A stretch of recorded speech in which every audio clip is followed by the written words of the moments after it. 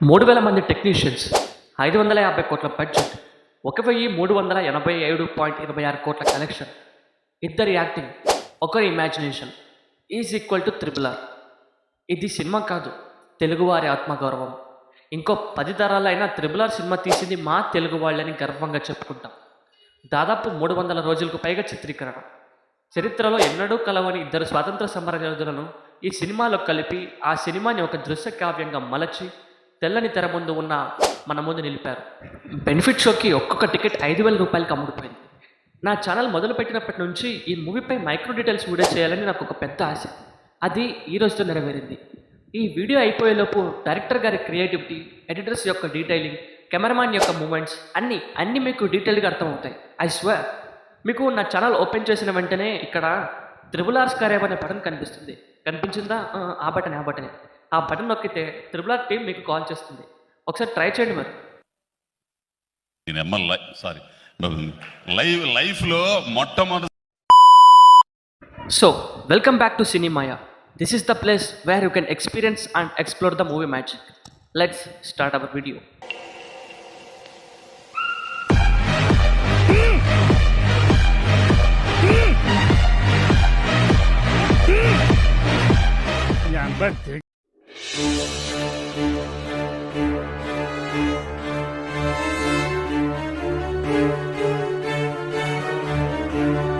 А что, мне не доверяете, как она есть шоколад? Я тоже, может, хочу шоколад, блин.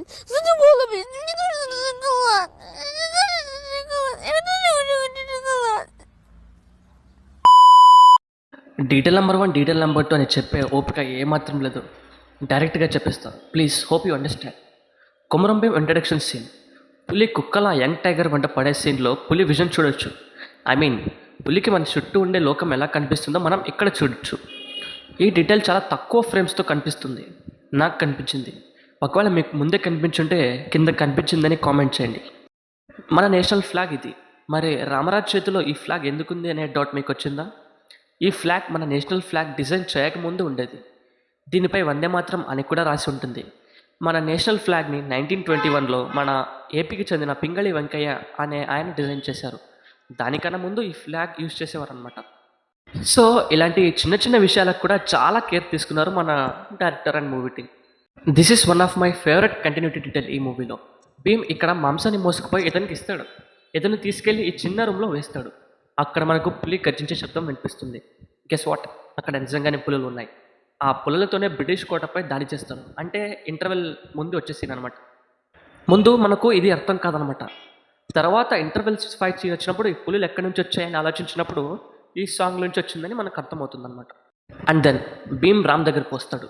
Ramaraju some kind of books చదువుతూ నిద్రపోయి ఉంటాడు. తన చుట్టూ చాలా పుస్తకాలు ఉంటాయి. ఇక్కడ మనం ఎన్టీఆర్ నట విశ్వరూపం చూడొచ్చు.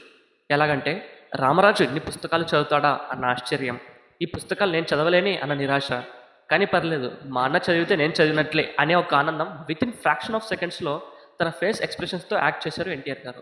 వావ్. ఎన్టీఆర్ ఫ్యాన్స్ ఎవరైనా చూస్తుంటే వెంటనే లైక్ చేసి కామెంట్ చేసాడు మరి, జై ఎన్టీఆర్ అనేసి. రామ్ మరియు భీమ్ పార్టీకి వెళ్ళేటప్పుడు భీమ్ని రామ్ రెడీ చేస్తాడు. అక్కడ ఒక హెయిర్ క్రీమ్ లాంటిది అప్లై చేస్తాడు. దాని పేరు ముర్రేస్ హెయిర్ పోమ్రేడ్ అనమాట. ఇది 1920-1925 మధ్యలో తయారు చేయబడింది. అంటే మూవీలో ఇలాంటివి ఇంక్లూడ్ చేస్తే ఆ ఓల్డ్ టైం ఫీల్ వస్తుంది. దీనికోసం మూవీ టైం ఎంతో రీసెర్చ్ అండ్ ఎంతో గ్రౌండ్ వర్క్ చేసి ఉంటుంది. ఇప్పుడు మీరు వినబోయే డీటెయిల్ చాలా అద్భుతంగా ఉంటుంది. నాటు సాంగ్కి ముందు భీమ్ని ఒక బ్రిటిషర్ అవమానపరుస్తాడు. అండ్ ఆ టైంలో మ్యూజిక్ బ్యాండ్లో ఉండే ఒక ఆఫ్రికన్ పర్సన్ కొంచెం ఫీల్ అవుతాడు. Guess why? ఎందుకంటే అతను ఒక ఆఫ్రికన్ కాబట్టి. బ్రిటిషర్స్ ఆఫ్రికన్ పీపుల్స్ని బానిసలుగా ట్రీట్ చేసేవారు. సేమ్ అదే పనిని ఇక్కడ ఇండియన్స్పై చేయడం చూసి అతను ఫీల్ అయ్యాడు. And this belongs to African racism. అప్పటి కాలంలో ఆఫ్రికన్స్ని స్లేవ్స్గా ట్రీట్ చేసేవారు. అంటే వారిని బానిసలుగా కొనుక్కుని వేరే దేశాలకు ఎగుమతి చేసేవారు. మనుషులని బానిసలుగా చూసేవారు అనమాట. ఇలాంటి చిన్న చిన్న డీటెయిల్స్ని కూడా చాలా అద్భుతంగా ఎస్టాబ్లిష్ చేశారు మూవీలో మేకర్స్. నెక్స్ట్, ఇది ఒక ఇంటెలిజెంట్ మూవ్. దోస్తి సాంగ్లో భీమ్ రామరాజును మోసుకొని సిటప్స్ తీస్తూ ఉంటాడు. మనం ప్రీ క్లైమాక్స్లో కూడా ఇది చూసాం.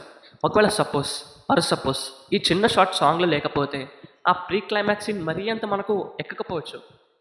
భీమ్ రామరాజును ఎలా మోయగలిగాడు అని అనిపించి ఉండేది. సాంగ్లో ఈ చిన్న షాట్ ఉండడం వల్ల ప్రీ క్లైమాక్స్ కాస్త కన్విన్సింగ్గా మనకు అనిపించింది. తర్వాత ఒక చిన్న మైక్రో డీటెయిల్. ఈ movie most of the story ఢిల్లీలో జరుగుతూ ఉంటుంది. సో బైక్స్ పైన కార్స్ పైన ఉండే నంబర్స్ ప్లేట్స్ పై కూడా డిఎల్ అని ఉంటుంది, అంటే Delhi. Really great detail.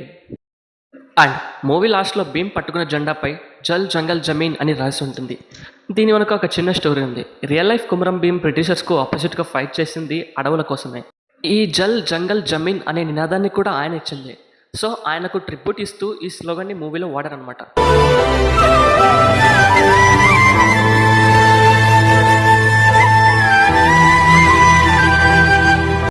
And ఈ వీడియో అంతే.